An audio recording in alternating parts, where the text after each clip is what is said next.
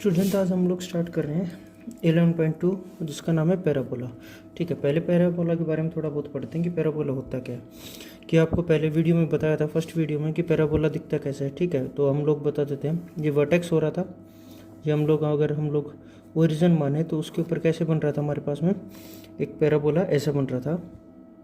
ठीक है, अगर ये पैराबोला ऐसा बने, ठीक है, तो ये होता है पैराबोला। पैराबोला दिखता कैसे, देखो, या तो कैसा हो, ऐसा हो, या ऐसा हो, या फिर कैसा हो, ऐसे भी हो सकता है हमारे पास में पैराबोला। ठीक है, देखो, ये एक है, ये सेकंड है, ये थर्ड है। ठीक है, एक नीचे होता है पैराबोला। तो हमारे पास में चार ही होते हैं। तो अब पैराबोला के अंदर होता क्या क्या है वो चीज़ें बात करते हैं। ठीक है, सबसे पहले होता है उसके अंदर हमारे पास में, देख, अगर ये पैराबोला है एक हमारे पास में, तो उसके यहाँ पे एक पॉइंट होता है जिसको हम लोग बोलते हैं फोकस पॉइंट। ठीक है, फोकस, FOCUS। ठीक है, इसको हम लोग F से डिनोट करते हैं।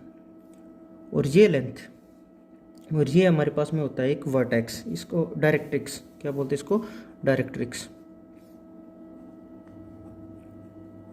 ठीक है, अगर पैराबोला, देखो, इसमें ये वाली होगी लेंथ, हम लोग इसको अगर माने B, ये लेंथ, एक ये लेंथ और एक ये लेंथ। ठीक है, यहाँ से यहाँ तक, फिर ये लेंथ, तो ये B1, B2 और B3। ठीक है, और ये पॉइंट ऑफ कांटेक्ट मान लो आप P1, P2 और P3। देखो, अब हमारे पास में एक फिक्स लेंथ होती है। कौन सी फिक्स लेंथ होती है कि P1 F1, अगर जो ये हमारे पास में P1 F1, ये F है और P1 तक है, P1 F। ठीक है, किसके बराबर होगी भाई, ये होगी आपकी P1 P3 के बराबर, P1 B3 के बराबर। मतलब कि जो जितनी लेंथ ये होगी उतनी ही लेंथ ये होगी, हमेशा यही लेंथ होगी। ठीक है, तो ये डायरेक्ट्रिक्स पैराबोला की यही कंडीशन होती है कि डायरेक्ट्रिक्स से यहाँ तक की लेंथ बराबर होती है उसकी। ठीक है, अब इसकी हम लोग इक्वेशन पे बात करते हैं। इक्वेशन पे कैसे, कि हमारे पास में चार तरीके के पैराबोला दिखाएंगे। चार तरीके के कैसे, कि अगर देखो मेरे पास में एक ओरिजिन है, उस पर एक पैराबोला कट रहा है, ऐसा पैराबोला कोई भी। ठीक है, तो अगर ये देखो, ये एक्स एक्सिस में है, ये फर्स्ट क्वाड्रेंट है, ये सेकंड क्वाड्रेंट है, ये थर्ड क्वाड्रेंट है, फोर्थ क्वाड्रेंट है। तो यहाँ पे उसका फोकस बन रहा है एक्स एक्सिस पे। तो ये पॉइंट क्या होगा बेटा, A और 0, क्योंकि वाई यहाँ पे 0 है और ये पॉइंट होगा A और 0। तो ये फोकस पॉइंट क्या होगा हमारे पास में, A और 0। और ये मेरे पास में कोई एक लेंथ होगी। अगर देखो, यहाँ से यहाँ तक की लेंथ किसके बराबर होगी, यहाँ से यहाँ तक की लेंथ के बराबर होगी। तो ये अगर A0 है तो ये क्या होगी, -A होगी, ये पूरी पूरी -A। ये इसको हम लोग क्या बोल सकते हैं, x = -a। ये पूरी डायरेक्ट्रिक्स जो है हमारे पास में। ठीक है, अब जो इसकी इक्वेशन बनेगी वो इसकी इक्वेशन बनेगी। देखो बेटा, देखो इसमें हमेशा, देखो x तो हमेशा पॉजिटिव रह रहा है हमारे पास में। ठीक है, y नेगेटिव हो सकता है। तो हम लोग क्या बोलेंगे, y² = 4ax। जो इसकी बनेगी वो बनेगी y² = 4ax, जो पैराबोला ऐसा होता है। ठीक है, अगर सेकंड टाइप का पैराबोला कैसा होगा, पैराबोला इस साइड आ जाए, ठीक है, ऐसे घूम के आ जाए। ठीक है, और ये वाला हमारे पास में डायरेक्ट्रिक्स। अब ये क्या होगा, x = तो a होगा, यहाँ पे जो पॉइंट होगा -a और 0। ठीक है, तो हम लोग इसको क्या बोलेंगे, इसको बोलेंगे हम लोग y² = -4ax। ये तो पहले इसकी इक्वेशन, इस पैराबोला की ये इक्वेशन होगी हमारे पास में। ठीक है, अब हमारे पास में तीसरा पैराबोला आता है। वो तीसरा पैराबोला कौन सा, अगर मेरे पास में पैराबोला अपवर्ड बन रहा हो। ठीक है, अपवर्ड अगर पैराबोला है तो वो क्या होगा, देखो, इसके अगर अंदर ये पॉइंट क्या होंगे, 0 और a होगा, यही होगा ना, 0 और a। ठीक है, क्योंकि मेरे पास में यहाँ पे x एक्सिस 0 है तो y की वैल्यू है कुछ, तो वो y की वैल्यू मैंने a मान ली। तो इसका जो इक्वेशन होगी वो क्या होगी, x² = 4ay। ठीक है, अगर ये डाउनवर्ड बनता तो हमारे पास में क्या होता, ये डाउनवर्ड ऐसे बन रहा है, तो x² = -4ay। ठीक है, आपको ये चार इक्वेशन याद करनी है। अगर इस साइड बन रहा है तो y² = 4ax, अगर इस साइड बन रहा है तो y² है हमारे पास में -4ax, क्योंकि यहाँ पे a की वैल्यू माइनस में हो गया। अगर ये अपवर्ड बन रहा है तो x², अब ये x² के टर्म में आ जाए, x² = 4ay। और अगर ये डाउनवर्ड बन रहा है तो हमारे पास में क्या आएगा, x² = -4ay हो जाएगा। ठीक है, अब हम लोग बात करते हैं इसकी एक चीज़ और में है, लेटेस्ट रेक्टम पे। ठीक है, इसमें एक चीज़ और होती है लेटेस्ट रेक्टम, वो बात करते हैं वो क्या होती है। ठीक है, जैसे एक पैराबोला है, एक पैराबोला ऐसे गिवन है।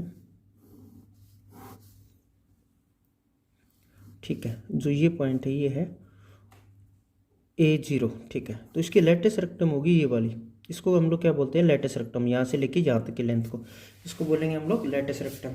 तो ये लेटेस्ट रेक्टम क्या होती है पैराबोला की, वो होती है 4A।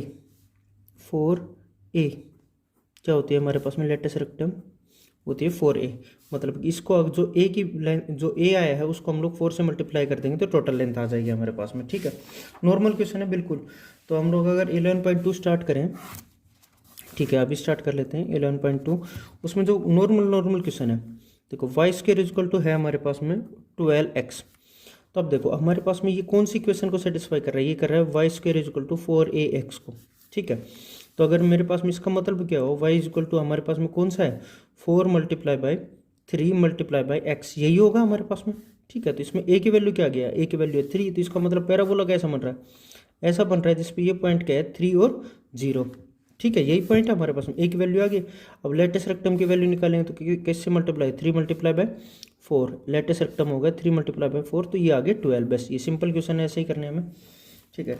अब हम लोग इसका एक क्वेश्चन और देखते हैं, Y X square is equal to है हमारे पास में 6y। तो इसका मतलब ये कौन सी क्वेश्चन बन रहा है, ये एक्स स्क्वायर इजकल टू हमारे बन रहा है 4ay वाली, ठीक है। इसका मतलब कौन सा पैराबोला, ये वाला पैराबोला। अब देखो हमारे पास में ए वाई है, तो इसका मतलब क्या होगा कि ये कोई 2 से मल्टीप्लाई हो रहा है। तो इससे हमारे पास में अगर मैं इसको X square is equal to 4ay, तो अगर मैं इसको 4 से डिवाइड कर दूँ तो हमारे पास में पता चल जाएगा क्या होगा, X square is equal to, देखो अगर मैंने 6 को अगर मैंने 4 से डिवाइड किया तो इसका मतलब है 3/2। तो अगर मैं ये लिखूँ 4 मल्टीप्लाई बाई 3/2 वाई, ठीक है। तो ये हमारे पास में ए की वैल्यू क्या आ गई, ए की वैल्यू आ गई 3/2, और लेटेस्ट रेक्टम की वैल्यू क्या आ गई, वो आ गई है 4 मल्टीप्लाई बाई 3/2। तो ये आ गया हमारे पास में 6। लेटेस्ट रेक्टम की वैल्यू क्या आ गई हमारे पास में 6, ठीक है। अब हम लोग बात करते हैं इसका ही पार्ट करते हैं हम लोग, 5th पार्ट। सारे सेम है, तो हम 4th कर लेते हैं, X square is equal to minus Y, ठीक है, माइनस वाई।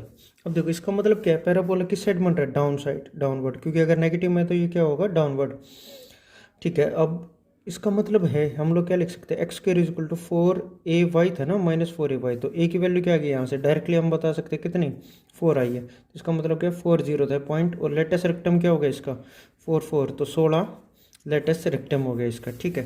तो ये नॉर्मल क्वेश्चन थे, आप क्वेश्चन नंबर 6 तक ऐसे कर सकते हैं, सिंपल है। अब क्वेश्चन नंबर हम लोग करते हैं 7।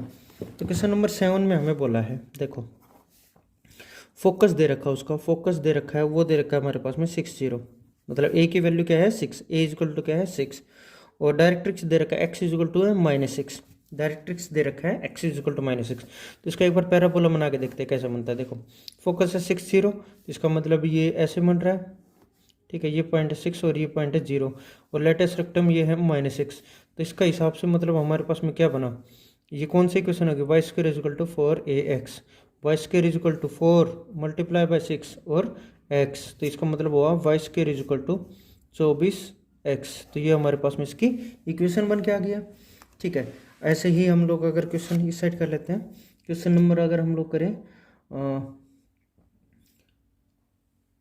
क्वेश्चन नंबर है 8, तो उसमें बोला है 0 और -3, ठीक है। फोकस पॉइंट, फोकाई है हमारे पास में 0 -3, और डायरेक्ट्रिक्स है y इक्वल टू 3, ठीक है। तो इसका मतलब क्या हुआ है, y इक्वल टू 3, तो मतलब कि ये तो यहाँ पे बन रहा है, और ये वाला क्या बन रहा है, क्वेश्चन ऐसे बन रहा है। तो हमारे पास में ये वैल्यू आ गई, a की वैल्यू है 3, ठीक है। मतलब ये पॉइंट है ना 0 और -3, तो इसकी इक्वेशन क्या बनती थी, Y square is equal to -4ax, यही बनती थी।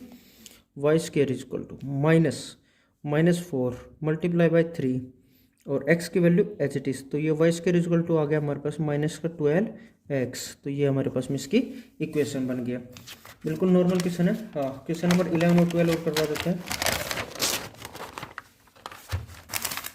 क्वेश्चन नंबर 11 में क्या बोला है, देखो वर्टेक्स दिया हुआ है, वर्टेक्स हो 0 0 पे हमारा, ठीक है, सही बात है। पासिंग थ्रू पॉइंट, पॉइंट कौन से दिए हैं 2 और 3, ठीक है। जो हमारे पास में जो पासिंग पॉइंट है वो है 2 और 3। अब सीधी सीधी बात, इसका हम लोग अगर ग्राफ बनाना चाहिए तो कैसा बनेगा हमारे पास में, देखो तो इसका मतलब जो ये पॉइंट है, ये हमारे पास में पॉइंट है एक्स एक्सिस के अलोंग, एक्स एक्सिस के अलोंग बन रहा है हमारे पास में, तो मतलब और ये पॉइंट है 2 3, तो ये कैसे बना होगा ऐसे ही बना होगा। तो ये पॉइंट है 2 और 3, सही बात है।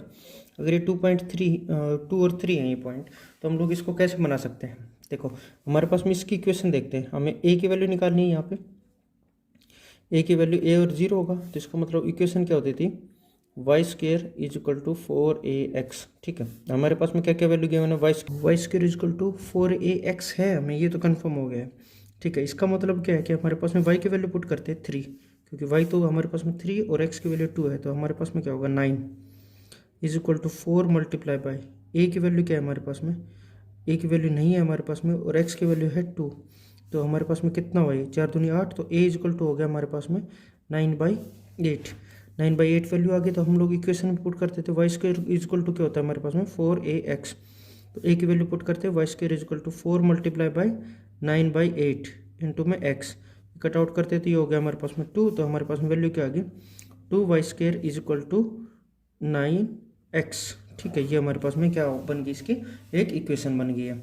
ठीक है, तो हम लोग इसी टाइप का नेक्स्ट क्वेश्चन भी क्या है इसी टाइप का, तो आपको आज 11.2 करनी है कंप्लीट।